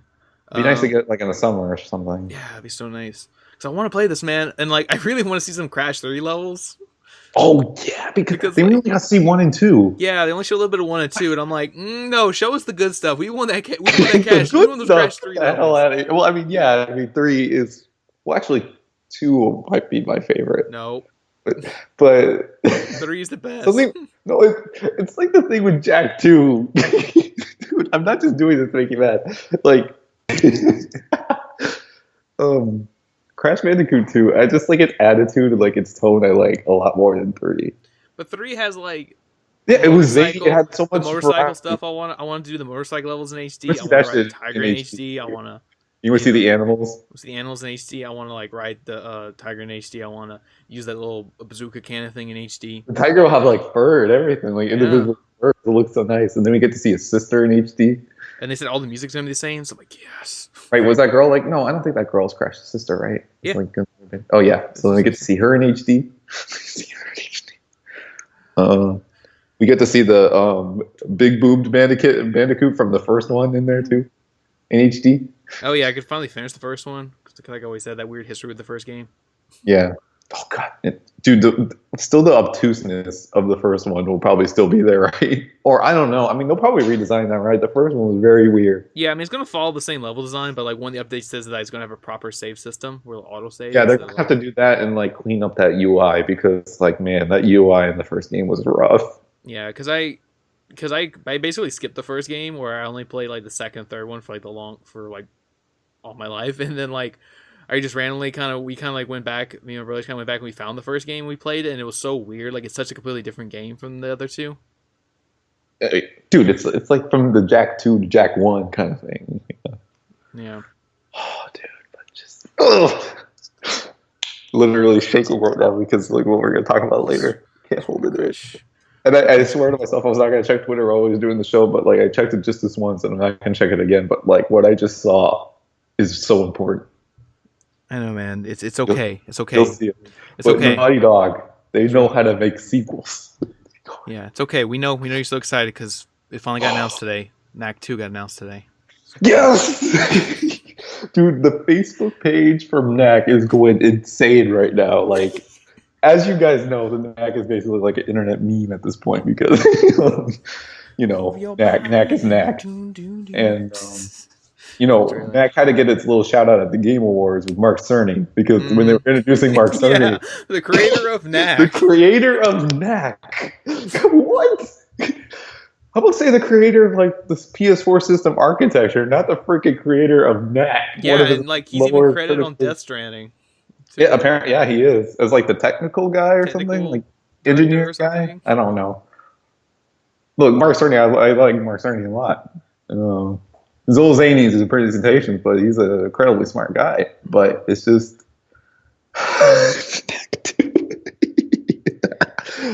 the internet loves to make jokes around and everything. It's just that Knack was always that kind of thing of like Knack, the best game on PlayStation 4 and all that, and just like its zany nature of it. But Knack 2 is happening, yeah. Knack 2. It's gonna have co-op. It's gonna have co-op. Well, the first game had co-op though. Wasn't like a weird kind of co-op? It was a weird kind of co-op, yeah. It was a very strange kind of co-op, yeah. Yeah, it wasn't like a proper one like what we see here in this new trailer. Oh yeah, now they finally get to expand on the idea. But this is what the thing I always say, man. Like, okay, Knack was the first game. A lot of people didn't like it. It has its fans, clearly, because people get excited for Knack whenever it's on stream. You see it on the chat, Knack, and then the Facebook page. But look, I mean, several first game iterations don't always go out the best. Maybe the second one will be far better. And this wasn't really much of a surprise since we already kind of seen stuff about. Well, we haven't seen it, but like we knew ramblings about a Knack 2 for a while. Mm-hmm. So it's happening. It's coming. So shoot, Game of the Year 2017 might be right here. So for some scoot over Shadow of Mordor, Mass Effect Andromeda, Red Dead 2. Watch out. Got another contender. The Knack Attack, man. The Knack Attack. But yeah, so I mean, Act 2 is happening, and giving that franchise a second chance, and we'll see. I mean, the first one sold incredibly well. I mean, granted, it's a launch title, but and then people that got it like in Japan twice because it came bundled in like on every PS4 at launch, and then people bought Knack again. Oh my god! But look, every game deserves an open chance. I'll let Knack be Knack, and we'll see how it is. I'll probably play Knack 2. Yeah. Everybody will be playing Knack. The world will stand still when Knack 2 is released. Mm-hmm. Be amazing. But yeah, now we have to talk about the other thing. Oh, you mean the Monokuma Collection? The Danganronpa Collection? What? No. We already talked about that. Monokuma Cubs? Yeah, but we didn't talk about the Monokuma Cubs. Did you see the Cubs? No. It looks pretty neat. I mean, this Monokuma Collection. I mean, oh my gosh, Danganronpa Collection looks really cool. Yeah, I mean, we talked about it, I think, last week or two, how it got announced. They're doing 1 and 2 on PS4. And then now they announced that the third one's coming to PS4 and Vita. Yeah, I'm going to jump on this, dude. I want to play them. It's just I just don't know if I want to play them on PS4. I think that's something I'd rather play on Vita. Like a Vita game? Well, I mean, if you decided not to play it on Vita, then you want to play it on PS4. What? I mean, well, if you decided that you didn't want to play it on Vita for all this time, that means you want to play it on PS4. Well, no, I was waiting for a price drop. Those games are still like full price on Vita. Oh yeah, they never really go on sale, dude. You know this at this point. Yeah. But I just don't know if that's something I want to play on console. The big thing. I mean, I could get on PS4 and then remote play it to my Vita. And play on that, but I don't know. What else do we get? Stuff on Vita. Yeah, Vita stuff. Mostly all these games coming from Japan to the West. A lot of ports. A lot of ports, but still Vita. There's a Vita on stage, and they said the word Vita, so there you go. Yeah, I said it a handful of times. That Garbage Rush 2 is coming. Yep. Basically a reminder of that, and they got the DLC. Oh, very attractive character they got right there. I'm very intrigued. Definitely a good cosplay. For the next couple of years. First game. Yeah, because what was Shuhei saying, right? We know that you wanted to play this or something. So we developed this free DLC that'll be available in March. Yeah, it was like, thank you, Shu. Very enthusiastic crowd, man. I wish whenever I give presentations like for class, I wish I can present to the audience a PlayStation experience because they get excited over anything. Yeah. So I would have wished my audience, whenever I give presentations to the class, would be just as excited as someone is for a playable character in a video game. Next time you do a presentation, I'll be there and I'll be your hype man. I'll be your hype man, and I'm gonna get excited for everything you say. Hey, it's a blessing and a curse to have that, right? At these things, right? Because on one hand, it's really exciting, right? You get people hyped up for like the most minuscule shit ever, and then on the other hand, it can be a little annoying, but it didn't matter. Yeah, these are the true fans. They didn't have the Elder Scrolls Online girl. Well, actually, they had like a couple like people that were just like wooing over everything. I was like, no, but like that one lone person that just like super excited for that one thing. And especially for Elder Scrolls Online and then like everything else Bethesda. She was very excited to be there that day. Yeah.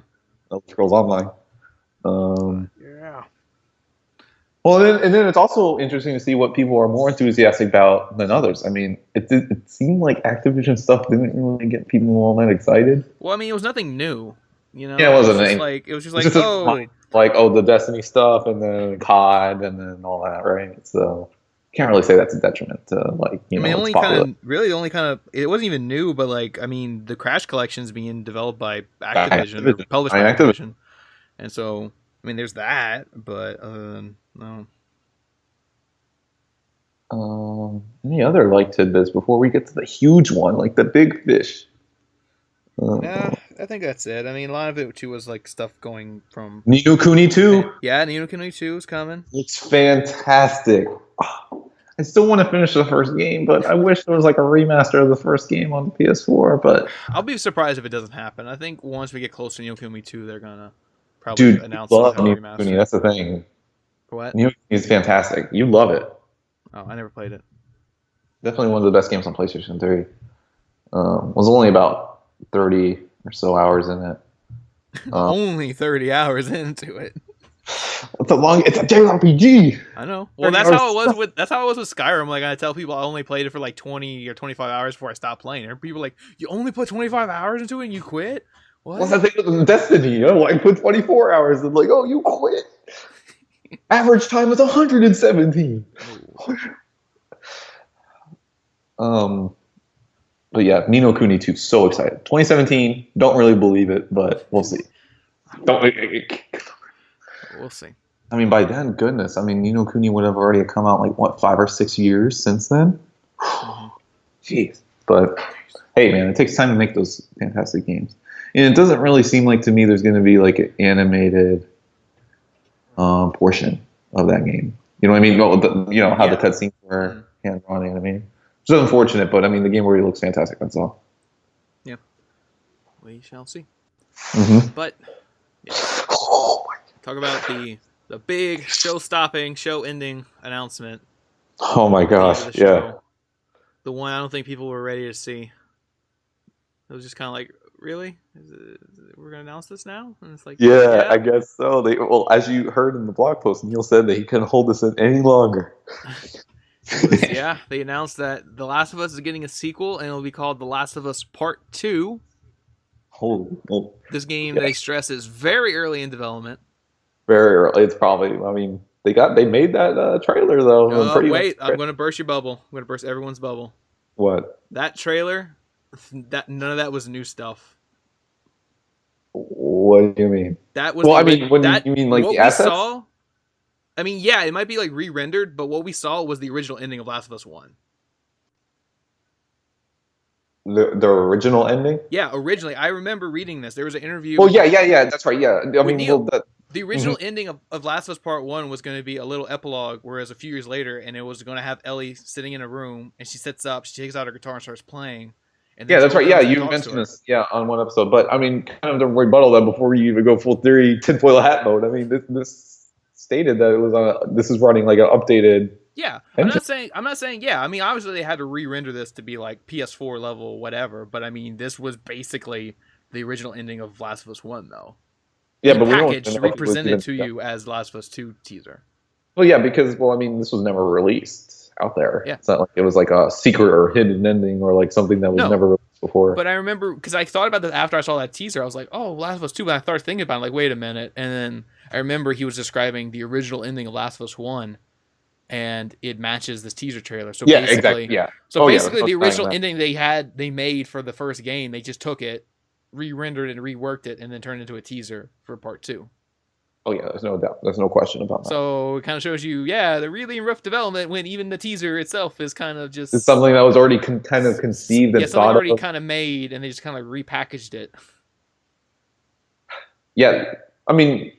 Yeah, that's to be expected because I figured that there was something. I knew that there was like an extended part of that ending, but I forgot what it was. But now I fully remember because we just saw it. We just saw it. We saw the original ending to Last of Us 1. But I think the thing is that they have these things of this updated engine that we clearly see here. Somehow this game even looks even more awesome than Uncharted 4, which is amazing. You saw like the environment and all that looks really good, even though it's it's the first trailer. we have Joel and Ellie there. And, well, okay, I'm like losing. Okay, so much because this is as Last of Us is one of the finest games ever made. And then we have 2 confirmed details, which I'm curious if you even know about right now, that are huge. All right. You will be playing as Ellie instead of Joel in The Last of Us 2. Confirmed. It's confirmed. That you play as Ellie as opposed to Joel. Well, primarily Ellie. It just says The Last of Us Part 2 has us playing as Ellie instead of Joel. Confirmed. Well, I mean, yeah, because in the first game, though, you played as Joel, but you did play as Ellie in the first game, too, though. Just not as much. Yeah. So I can still... it's just that the roles are reversed, maybe. Yeah, I can see that being primarily playing as Ellie, but I can still see there possibly being a portion where you might play as Joel, A portion? A portion, yeah, like we saw in Last of Us, the first one. Yeah, of course, yeah, and then the DLC. So we're comfortable playing as Ellie. Yeah. But this is a grown Ellie. She is 19 years old in this game. So how was she in the first game? Like 11. Okay, I'm just trying to get an idea what the time jump is. It's pretty large in The Last of Us. I believe she was like 11 years old. 11 or 12. Last of Us Part 2. It's a thing. The Wikipedia page is already up. Let me see. I mean, the characters, plot doesn't. I mean, Last of Us wiki, duh. No, Last of Us wiki. The fan thing. 13, 14, and let me see. 13 in American Dreams, 14 in Last of Us and Left Behind. So about 5 years. Okay. 5 or 4 years. So that's pretty huge. You play as Ellie in Last of Us Part 2. Someone was throwing out this the word. People were already throwing out conspiracy theories. Okay. So surprise. Based on a game that probably has barely started development. But Naughty Dog Studios, they found the story. They found the story. The story is written. That's pretty much it. Like as far as what's done is the story in this teaser, which in itself was probably based on the original. Already based on something that was already conceived a long time ago, right? Yeah. So the game itself has barely started development. And that. Oh God. Okay, wait. I can't spoil the show. I won't even say what the title of the show is because you still haven't watched it. That. Supposedly, they think that since you're primarily playing as Ellie, that Joel might already be dead. Joel might already be dead, and that she's just imagining Joel the whole time. That's stupid. Yeah, I think that's a stupid. Yeah, thank you, because some people were saying that could be a really good twist. I'm like, what? I highly doubt that. That Joel's like a ghost or like a vision. It just doesn't. Her mental state. She gets visions of him. It doesn't fit. It doesn't fit the tone of Last of Us. We didn't see that in the first game. It's not like Joel was haunted by his daughter or anything, or haunted by tests or something like that. Yeah. He see multiple personalities. I mean, I wouldn't see Ellie have a multiple personality disorder or something like that. I mean, she went through a lot of shit in the first game. She did, but I don't know. I mean, the idea of these people physically seeing other people and kind of having that be in there, I just don't think that fits. Well, a certain TV show does this. I won't say which TV show. What's the one TV show you watch that I don't? TV show does this, and I wonder which one. And it plays with it a lot, and fits that show. But for Last of Us' sake, I don't really think. I think that's I don't think that would fit necessarily that well with Last of Us. But I mean, I'm just curious what you would think of that. I mean, if that's a possibility. Yeah. People were saying when you look back at the trailer, Joel doesn't look aged, and we don't see his face. We don't see his face. Yada yada yada. His voice sounds different. Yeah, maybe it doesn't sound more gravelly or whatever. Yeah, it sounds gravelly in the teaser. That's what people see. What do you think? Do you think that has some evidence right there? No, I don't know. I just don't think that fits. Really? Okay. Yeah. I thought maybe you'd be have a certain percentage of optimism about this theory. I mean, obviously, there's always the chance that it could be right. I mean, everyone got the Westworld theories right. Yeah. But I just don't see. I don't know. I just don't see that being happening. I mean, it could. I'm not saying that there is like 100% that's not what's going on. It's just I just don't see. It doesn't seem likely to me. Yep. You know, it just kind of feels like that doesn't really fit the tone of this. So. That's the. But we'll be waiting. We'll be waiting a good long while before we find out that. So much to even speculate, but like not. It won't even do it justice. Death Stranding, Last of Us Part 2. Which one's going to win Game of the Year? When the hell those two games come out? Who knows? They could come out the same year. That's what I'm saying, though. They're probably going to come out the same year. That's how far off these games are. Sony, you do this to us again. But the great thing is, because as we know, Naughty Dog went back to one team, right? I guess. Yeah, they did. When they went back to one team, I mean, they have, so, after work on this Uncharted DLC is done, all focus efforts going to be on Last of Us 2, or Part 2. Mm-hmm. So hopefully there won't be any false starts with this game or some creative turmoil like how it did with Uncharted 4. That, things will be smooth sailing for the most part with Last of Us Part 2 in its production. So Darkman leaves Naughty Dog. You just start chunking stuff out the window.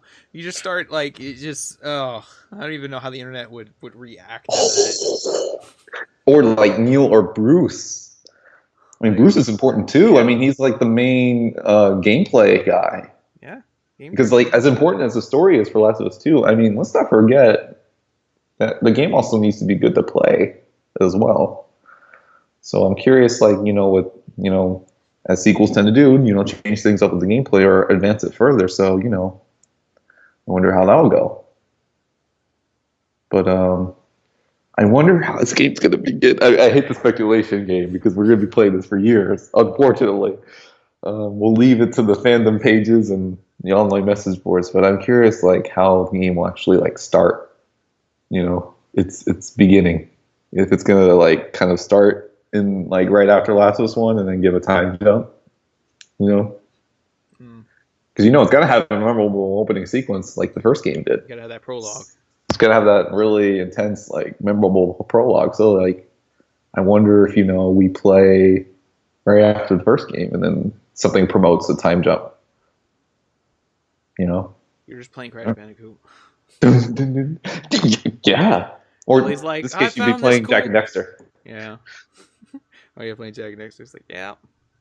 Yeah, for sure. Both of them playing Jack. Hey, Joel, look at this cool thing I found. It's PlayStation, and plug it up to Sony TV. Joel's like, a Sony TV that's conveniently working, and then we're gonna play Crash Bandicoot and try to beat each other's high score, even though there was no scoring system in the original game. And then Joel's like, yeah, I remember. No, it would be Jack and Dexter. Advance it further. Don't have a PS1 game. Have a PS2 game in a PS4 game. Yeah. But can you imagine Last of Us Part 2 built from the ground up on a PlayStation 4 Pro? Holy shit. I know people would hate that though, but it would look really good. That would prompt me to get a PlayStation 4 Pro right away. You don't need it right away because this game's not coming out right away. Good, I get some time. I already platinum the remaster. Maybe I should go back to the PS3 version and platinum The Last of Us. Oh, but my PS3's broken, so I can't. Was that game ever free? No. I hate having a broken PS3, man. I would go out of my way and platinum The Last of Us on PS3. But, nah. I already platinumed it once on PS4. I'm done. Speaking of done, we are at the hour 32-minute mark. Yeah, which is appropriate for both of these shows. Yeah, we're covering two events, so. Two events, but I guess real quick. Wait, hang on. We gotta go to our listener questions. These are very quick questions. Okay. Yep, the listener questions. Yeah, we got this one from PSN user royalty_wrecked. Favorite Game Awards trailer? What was your favorite one? or like showing, I guess. I mean, other than Death Stranding, because I kind of like it's kind of like hard not to pick that. I think I'll either go Death Stranding or Mass Effect Andromeda. Yeah, I mean, Death Stranding as far as like surprise, because I didn't really expect to see that game again, so soon. But as far as like what we were expecting to see, yeah, Mass Effect looks so good. Yeah, and we know Mass Effect's coming at least within a year. hopefully. Yeah, like I said, I'm not holding out for that spring, but I'm pretty sure it'll be out in 2017. I'm not holding out for spring, but sometime within the next 12 months. And this guy actually asked a kind of an intriguing question from Badgers Locks LOX. He or she says, "Is there a chance that maybe, just maybe, PlayStation Now could just be a part of PlayStation Plus someday?" The only way that can happen is if they increase the PlayStation Plus price again. Jeez. Yeah. Like, I just or have like a separate plan that would include it. Yeah, basically call it PlayStation Plus Pro or something, and like it includes now because they can't like I know these up to $10 more, but even $10 more is enough to cover probably including that with Plus. They would have to like do a separate version of Plus where like this one gets you instant access to PlayStation Now and whatever. But I mean PlayStation Now is already like $20 a month, so it's one of those things where like they can't charge $20 to add on to Plus because you're already paying $20 separately for it. So really, they can only charge $10 to $15 more. So now you're actually getting a discount, right? And they just upped it by $10. So it's kind of like I don't know. I don't know what the how to do way around that because they do need something to kind of recover PlayStation Now. Because PlayStation Now is just kind of like a joke. Yeah, basically online. Yeah, and then it's the dumb announcement with like Red Dead and PlayStation Now. It is a joke. Yeah, basically. It's basically a mockery online. So I mean, they do need to come up with something to kind of like revive this, like it, But I just don't think Sony can really take a loss that big and just include it with Plus, and they just increase Plus. So it's one of those things where like I just don't know what they can do. Mm-hmm. That's right. So.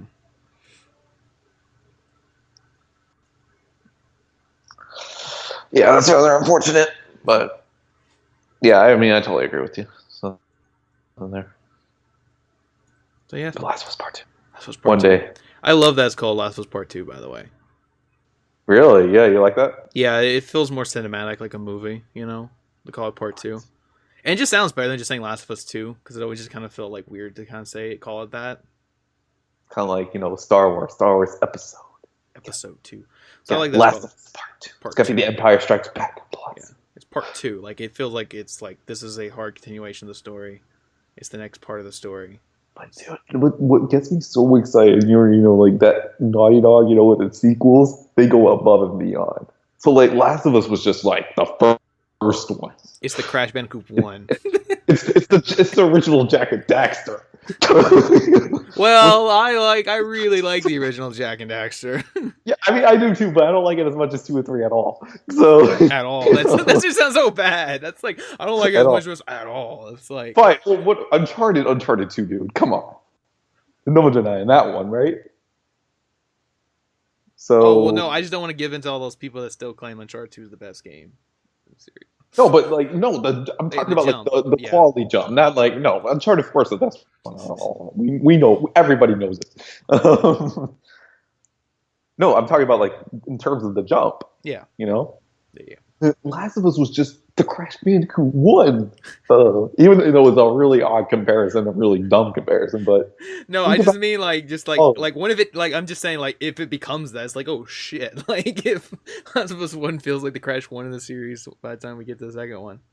Yeah, and that's how like advanced like the second one will feel. Like oh my god. You can't even imagine. It's like unimaginable, like how only Naughty Dog can imagine it, and like they can put that out there and like really blow us away. Only they can do it. It's gonna be it. Greatness still doesn't wait with PlayStation. Its first party lineup on this generation, especially with PlayStation, has had a bit of a rocky, beginning. I mean, we do have solid first party games, especially from this year. We got Ratchet and Clank. Uncharted 4. And that's about it. But, we have Until Dawn, Uncharted 4, Ratchet and Clank, Killzone Shadowfall, Knack. It's just, some developers have false starts. Santa Monica had its false start and all that. And some of these games are taking a little longer to develop. Horizon's coming. It's been a long time coming. Got Last Guardian coming out. And then we're going to get Spider-Man PS4, Death Stranding, Days Gone, which we didn't even see at the PSX. But that's what a lot of people were saying, though. Like, they weren't going to probably do Days Gone with Last of Us 2. Oh, yeah. What a contrast with that, right? Yeah, so it's one of those things where, like, because they knew they were going to unveil Last of Us Part 2, they weren't going to do Days Gone. Now looking at Last of Us Part 2 for a bit, right there, they're different. I mean, they are different, but, like, we know how they're different. But, like, to casual audience who kind of doesn't really... Like, Days Gone is, like, pretty, like, on that technology and, like, the gameplay of it, while, like, Last of Us, like, that story. Like, you want to know that story. Yeah. Days Gone, yeah, it's got a story, but, like, it's not, like, the antithesis of the game. Yeah. Last of Us is like so story driven, and like you want to know about these characters that you really solely care about. While Days Gone is like new and with new characters and all that. Maybe a similar scenario, but like it showed off its gameplay first. Last of Us doesn't have any gameplay. There's no gameplay. I mean, they can just show you like a flip book of concept art, and they're moving. Yeah, maybe Shuhei played a very pre-build of it. It's like that Sucker Punch game. Yeah, we still don't know what Sucker Punch. Still don't know what Sucker Punch is working on either. Maybe what's his name? God, not David Cage. The Sucker Punch guy is preparing his monologue like he did for the first game, for the infamous Second Son when he gave that monologue thing. How long has it been since the infamous Second Son came out? 2014. 2014. So yeah, it's already been 2 years, going into 3 years. Going into 3 years. The Second Son. I mean, I know they did first like afterwards, but I mean, there's like the big main project they've been working on since. And then they did a little. They only had two dudes work on the PS4 Pro patch for infamous Second Son and First Light. So they've been hard at work on this. Shuhei has said he has played this game. He has played it, isn't he? Played some form of a playable state. He said he has played it somewhat, but but sucks. We gotta wait till like what E3 to the next like thing. Mm-hmm. So it's like, but now with Last of Us 2, now with Thing, do you think maybe we get an update at E3 next year? I mean, they said we get more details this year in the coming months. So, I mean, I just don't really know more details about it today, which we we got some detail. I just don't know what more we can, or what more. I can't talk. I don't know what more we can. Yeah, I don't know what more we can see of this game without it just all being like cinematic trailers, like from this point on, because like I said, there's just no gameplay to show. There's nothing. Unless they can have like a demo ready, but God, they would have to say like, "Oh, that's a vertical slice that's the only thing we have," and like. I mean, yeah, do the Bioshock Infinite thing where they show like a demo that ends up being nothing like the final game. No, we wouldn't want that. I mean, just do it how you did with the first game, right? Just have it to where you have a lengthy extended demo that does resemble mostly of the final product. I mean, there were like little nicks and knacks that were a little different from. Yeah, I mean, Ellie looked different than what Ellie looked different. There were certain things, like things with like the environment didn't like pan out as much as it did for the real game, like wood like blowing off a shotgun and all that didn't really even happen. But and then we got more details. The same composer from the first game's coming back for the second game. Surprise, surprise. Yeah. I mean, I like his music. His music's so cool. Oh yeah, that music's so good in Last of Us. What wasn't good in the Last of Us? That's the only thing. Like what wasn't good? What can we say that we don't want in from part 1, part 2? And see a picture of Kojima holding a baby. Baby. Freaking gaming. It's like, I wonder if the pre-order went live for Last of Us Part 2. Oh, dude. Shit. Go in the PlayStation Store. Go to the PlayStation Store. You can throw $6 down right now to pre-order Last of Us Part 2 and Death Stranding. They don't do that shit anymore. They said they don't do it anymore. They don't do that no more. If this would have been around the time the PS4 launched, they would. Yeah, I know, right? Yeah. You can already throw $6 down for Death Stranding and Last of Us Part 2. Yup, I'm sold.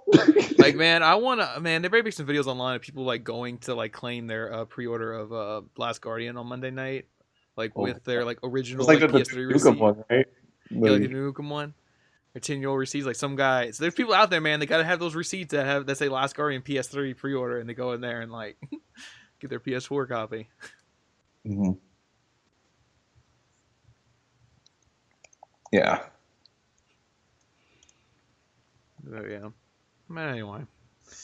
Yeah. But everything's going good all around. PlayStation's future is looking bright.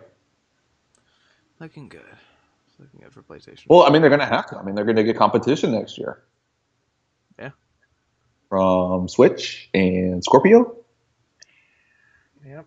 They got to have the software that differentiates it. But yeah, let's end the show. I just saw the Guardians teaser. So. Oh yeah, I gotta check that out. So much in one day. I can't handle it. But anyway, with that, this has been the PSBS PlayStation Podcast, episode 83. I'm your host, GOTY. PS and Bioshock. My coach here is Andrew Stubbles. Everyone have a fantastic week. Enjoy the trailers. Watch them. Well, I'm sure you've already watched them. Enjoy trailers. Watch them again. Watch them again. Get your hype. Set your hypes accordingly. You know, get ready to wait for some of these games. But yeah, so there's that. Thanks for listening, and hopefully we'll see you guys next week. And